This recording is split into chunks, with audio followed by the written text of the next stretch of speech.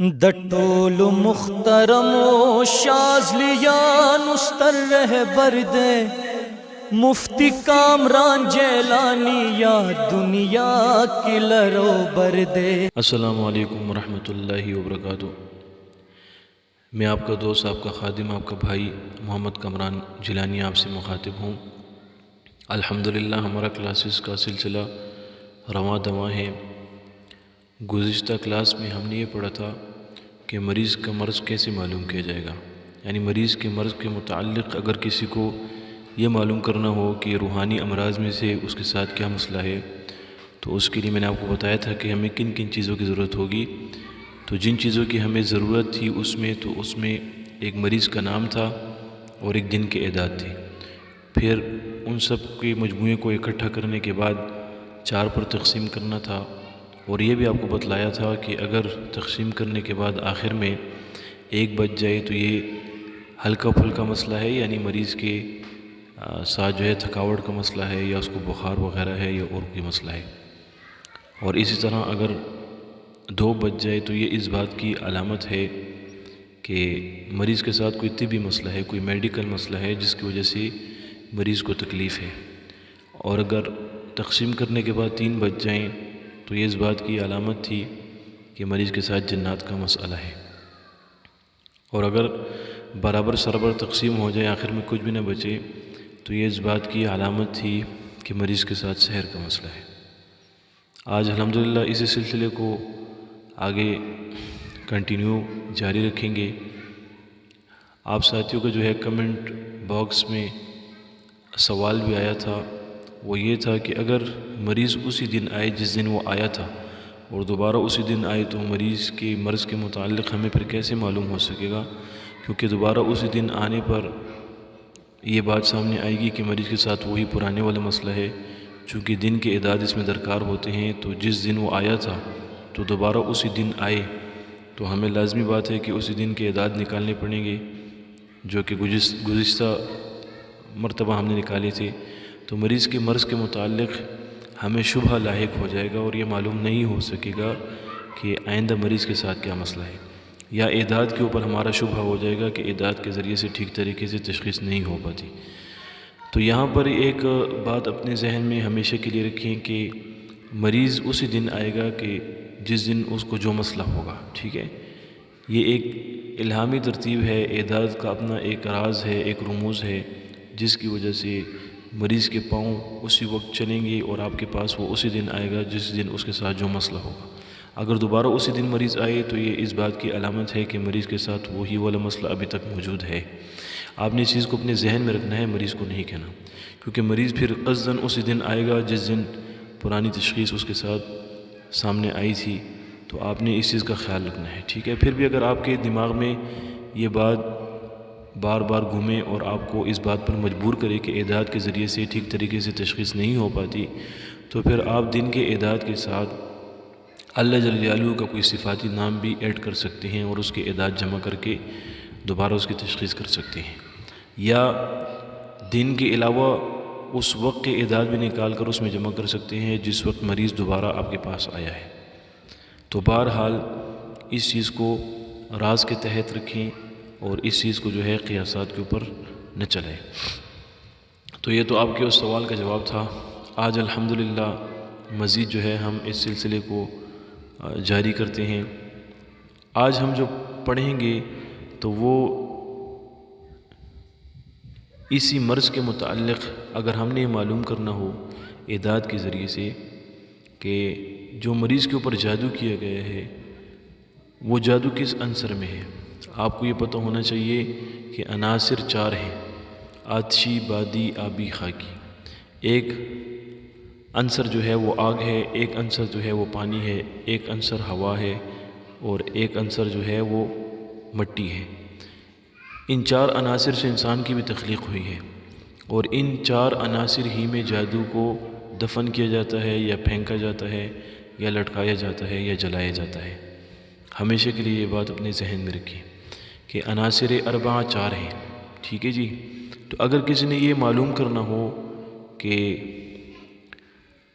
مریض کے اوپر جو جادو کیا گیا ہے وہ کون سے عنصر میں پڑا ہے، تو وہ بھی اعداد کے ذریعے سے آپ معلوم کر سکتے ہیں، ٹھیک ہے۔ اور یہ اندازہ لگا سکتے ہیں کہ مریض کا جادو عنصر آب میں ہے، عنصر خاک میں ہے، عنصر آتش میں ہے یا عنصر باد میں ہے۔ تو اس کے لیے ہمیں کن چیزوں کی ضرورت ہوگی؟ فارمولہ وہی ہے،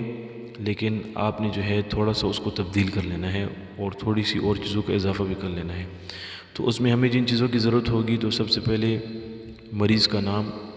یعنی مریض کے نام کے اعداد چاہیے ہوں گی۔ دوسرے نمبر پر جو ہے ہمیں مریض کے والدہ کے نام کے اعداد چاہیے ہوں گے، اور تیسرے نمبر پر جس دن مریض آپ کے پاس آیا ہے اس دن کے نام کے اعداد آپ کو چاہیے ہوں گے۔ پیچھے ہم نے جو مریض کے مرض کے متعلق معلوم کیا تھا تو اس میں ہمیں دو چیزوں کی ضرورت درکار تھی، ایک مریض کے نام کے اعداد اور ایک دن کے نام کے اعداد۔ یہاں پر ایک چیز کا اضافہ کر دیا گیا ہے، یعنی والدہ کے نام کے اعداد۔ تو یہاں پر مزید اس کا اضافہ کر کے آپ نے ان تمام کے اعداد کے مجموعے کو نکال کر اس کو 4 پر تقسیم کرنا ہے، ٹھیک ہے جی۔ تو 4 پر تقسیم کرنے کے بعد اگر آخر میں 1 بچے تو یہ اس بات کی علامت ہے کہ جادو عنصر آتش میں ہے، یعنی آتشی عنصر میں اس کا جادو پڑا ہوا ہے، یعنی آگ میں پڑا ہوا ہے، ٹھیک ہے۔ اگر 2 بچے تو یہ اس بات کی علامت ہے کہ اس کا جادو ہوا میں لٹکا دیا گیا ہے، یعنی اس کا جادو عنصر باد میں ہے۔ اور اگر آخر میں تقسیم کرنے کے بعد 3 بچے تو یہ اس بات کی علامت ہے کہ جادو پانی میں ہے، یعنی عنصر آب میں ہے۔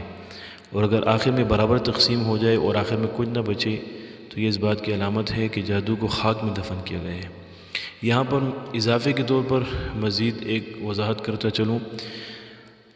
اس سے ہمیں کیا فائدہ ہوگا اگر ہم یہ معلوم کر لیں کہ مریض کا جادو عنصر آب میں ہے یا خاک میں ہے یا آگ میں ہے یا پانی میں ہے، اس سے ہمیں کیا فائدہ حاصل ہوگا؟ تو اس سے بھی ہمیں ایک فائدہ حاصل ہوگا۔ ویسے ہی کوئی چیز یا کسی چیز کے حساب نہیں نکالے جاتے، فعل الحکیم لا یخلو عن الحکمہ، کسی حکیم کا فعل بغیر حکمت کے خالی نہیں ہوتا۔ تو اس میں اندازہ لگانے کی حکمت یہ ہے کہ اگر جادو جو ہے مٹی میں پڑا ہوتا ہے تو وہ بدن میں بیماریاں پیدا کرتا ہے، ٹھیک ہے۔ اور اسی طرح جادو اگر آگ میں ڈال دیا گیا ہو یا آگ کے قریب حرارت والی جگہ پر جادو کو دفن کر دیا گیا ہو تو اس کی وجہ سے مریض کو غصہ بہت زیادہ آتا ہے، یعنی عنصر آتش میں اگر جادو ہو تو وہ غصہ دلوانے کے لیے جادو کیا گیا ہوتا ہے، اور اگر جادو جو ہے ہوا میں لٹکا دیا گیا ہو تو یہ اس لیے کیا گیا ہوتا ہے کہ مریض بے چین رہے، اس کا دل گھٹے اور اس کا دل کھپے، کہیں پر بھی اس کا دل نہ لگے۔ وہ کاروبار میں ہو تب بھی وہ تنگ رہے، وہ میاں بیوی آپس میں گھریلو معاملات طے کریں تب بھی تنگ رہیں،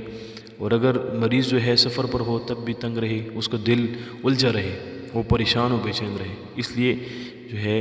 اس کے جادو کو ہوا میں لٹکا دیا گیا ہوتا ہے۔ اور اگر جادو پانی میں پڑا ہو تو یہ اس لیے کروایا گیا ہوتا ہے کہ مریض کے حافظے میں کمزوری پیدا ہو جائے، یعنی رسول اللہ مبارک صلی اللہ علیہ وسلم کے اوپر جو جادو کیا گیا تھا تو وہ اس لیے کیا گیا تھا کہ نبی پاک صلی اللہ علیہ وسلم کا حافظہ کمزور ہو جائے۔ اسی وجہ سے حضرت عائشہ رضی اللہ عنہا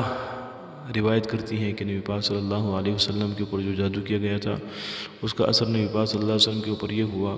کہ ایک کام نبی پاک صلی اللہ علیہ وسلم نے نہیں کیا ہوتا تھا اور نبی پاک صلی اللہ علیہ وسلم فرماتے تھے کہ یہ کام میں نے کر لیا، اور جادو ان کا کنویں میں پڑا ہوا تھا، ٹھیک ہے جی۔ اور کنویں میں پانی ہوتا ہے تو جو جادو عنصر آب میں رکھا جاتا ہے تو اس کا اثر یہ ہوتا ہے کہ مریض کے حافظے کے اوپر وہ اثر کرتا ہے۔ تو یہ تمام علامتیں میں نے آپ کو اس وجہ سے بتائی کہ اعداد نکالنے کے بعد اگر ہمارے سامنے یہ بات آ جائے کہ اس کا جادو فلاں عنصر میں ہے تو ہم یہ اندازہ لگا سکیں کہ یہ جادو کس مقصد کے لیے کروایا گیا ہے، ٹھیک ہے جی۔ آگے چلتے ہیں۔ اگر